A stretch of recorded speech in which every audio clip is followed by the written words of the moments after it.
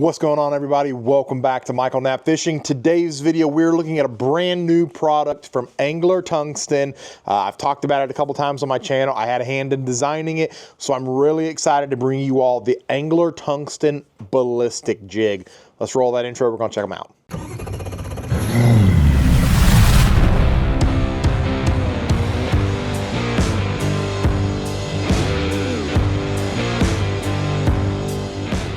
All right, guys, the Angler Tungsten Ball-istic Jig has finally made its debut. And I know I talked so much about it for so long and it never got here, but it is finally here. And here it is. This is the black and blue 3/8 ounce ballistic jig. Here is the 3/8 ounce natural crawl jig.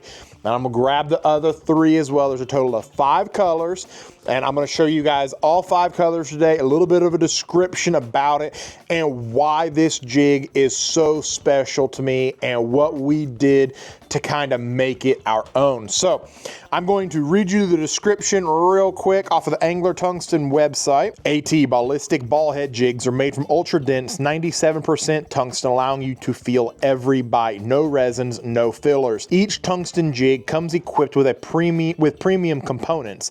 The 4/0 owner 60-degree jungle hook is a powerhouse hook that can handle the heavy hook sets and help to put more fish in your boat. Laser engraved size stamp allows for easy storage and easy weight selection. Unlike other brands, our size engraving will never wear off. No paint on our jig heads. Instead, we use a special manufacturing process to turn our weights permanently black, or the 100% no chip coating. Because tungsten is so dense, you get a smaller profile than lead. This allows for less snags and hangups and more of a natural presentation. Features include wire-tied jig skirts, 5 premium fish catching colors, the solid owner jungle hook, double wire bait keeper, and the best quality skirt material on the market. All right, guys, so like I said, a total of 5 colors that I am just over the moon about, really excited for. So instead of just digging into the rod locker, getting more rods, I'm just gonna grab them out of the box.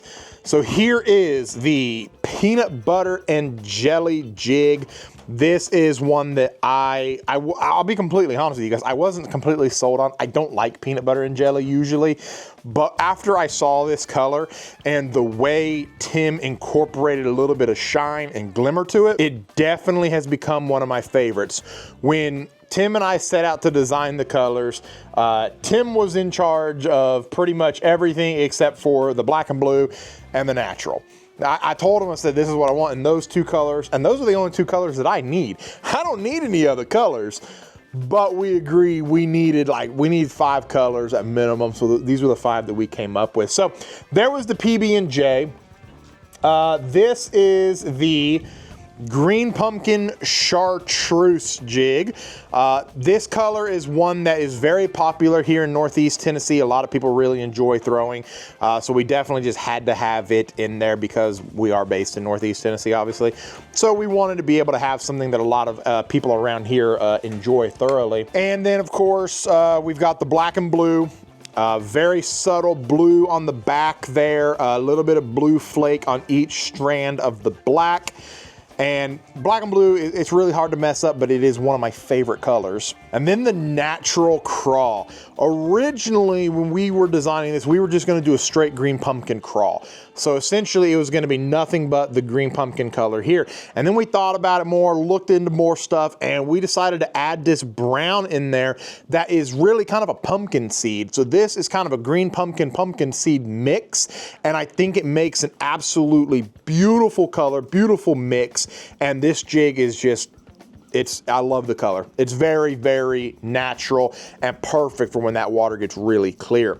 So the last color, and I saved this one for last for a reason, because yet again, this is one of Tim's colors that I didn't know much anything about. And when he told me, I was like, I don't really think I'm gonna throw that much. And then they sent it to us, and I was like, holy cow. This is the red swamp crawl, and it has got green pumpkin, It's got an orange, kind of a translucent orange and red in it. And I think this color is just absolutely phenomenal because our crawfish do turn pretty much this exact color in the spring into the summer. So this is a beautiful match the hatch presentation for Northeast Tennessee and all across the country as well. We did a lot of research on crawfish and the colors that they become all throughout the year. We wanted to make sure that we had every color combination you could think of in there. And I know there's been some people like, you could really use some more colors. We really feel these 5 colors were perfect. These 5 colors are absolutely phenomenal. Later down the road, we may add a couple more, but these 5 are a great starting place. So let's go over the fine details of this jig and why I am just over the moon about it and why I hyped it up as much as I did, because I've been fishing this jig since October, I believe, and it is phenomenal. So we're gonna start at the head and work our way down. The number one thing that I love about this jig is the fact that the eye is recessed. And by recessing the eye into the tungsten head, that gives this ball head jig football jig-like properties. And that was a big thing to me, because the way it comes across rock like a football jig does. A football jig kind of rocks over the rock or the wood, just the way that it hits the cover. This ball head jig does the same thing, and it allows it to really come through cover and over cover really easily. Next up on the head is the no chip coating, whatever process it is that we use. I can't tell you what it is. I'm not that scientific with it. Tim is, I'm not.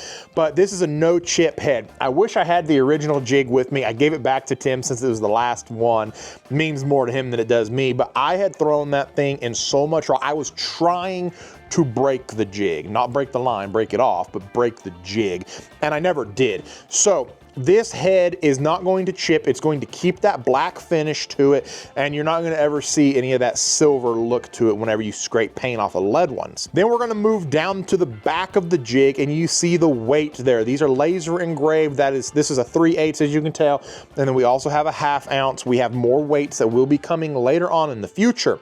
So we've got the laser engraved weight there. Moving down next, we've got the premium weed guard here. We've got 12 strands. I believe it's 12. I'm not going to count those individually, of a very high quality weed guard here. This was something that I wanted to make sure that I wasn't going to be getting hung, because I love to throw a jig into some gnarly cover. So I wanted to make sure that this bad boy was not going to get hung anywhere, and that's what we achieved with this jig. But it's not so heavy that you have to be throwing a 7/6 flipping stick to be able to set the hook and get it to penetrate through. So after the weed guard, we're going to move down, and we are going to go to the wire tied skirt. I don't know if this camera is going to show it well, but these are wire tied skirts. I do not do banded skirts. I think banded skirts are cheap. I don't like how they will eventually dry rot and your skirt ends everywhere. So I do not do banded skirts. I'm not going to knock anybody that does. I just personally don't like them, don't believe in them. So that was the one thing I told Tim, is like, if we're going to do this right, we got to do it premium. We got to have them wire tied. So from there, we're going to go to the bait keeper. The bait keeper is a double wire bait keeper. And what that does is it penetrates front and back to be able to stop that bait from coming down. So this is one that I've already got rigged up.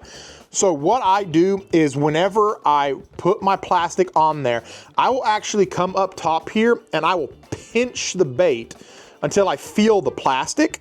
Or I'm sorry, feel the metal, because then I know that that metal is really dug into that plastic, and that plastic is not gonna go anywhere. They're not gonna be able to pull your pants down with this. So from there, the final component, the number one thing that almost all tungsten jigs are missing, and the number one reason why I didn't like fishing tungsten jigs: big, beefy hooks. That is something that I really wanted. I wanted a hook that if I set the hook on this thing, if I set the hook on a 20-pound striper with this, it's not gonna flex.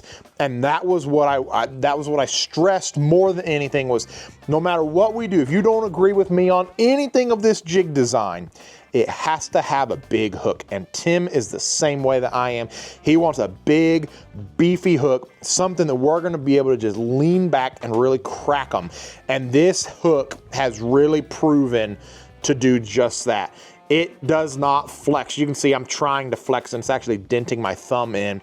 it does not flex. I have set this thing into rocks and not flexed it. So the hook is phenomenal. You're going to really enjoy it. If you like fishing heavy cover, big fish, big hook sets, big line, big rods, this is the tungsten jig that you're gonna want. It's a lot of fun to fish. They come in the great colors, all around great little presentation. We've got a bunch more stuff coming when it comes to with the jigs. You know, we've got other designs, other colors. We've got all kinds of stuff in the works. It just takes time. So we're really looking forward to everything that is coming in the future. Guys, if y'all like these videos, please do me a huge favor. Hit that like button, hit the subscribe button, and leave me a comment down there in the comment section below. That'll let you all know when we post new videos. Also, guys, if you don't care, share the video for me. You know, we're trying to build our views back up, so share that video for me. And doing this video, I think we're going to bring back Tackle Tip Tuesdays. I had somebody mention it to me. I think we're going to give it a try. So I think next week we'll start with a Tackle Tip Tuesday, and we'll see where it goes from there. So this will be hopefully the last time that you guys see this on Fridays, and Fridays will be tournament stuff, fishing stuff from now on, just actually going out catching fish. So like, comment, subscribe, notifications on. Take care, everybody.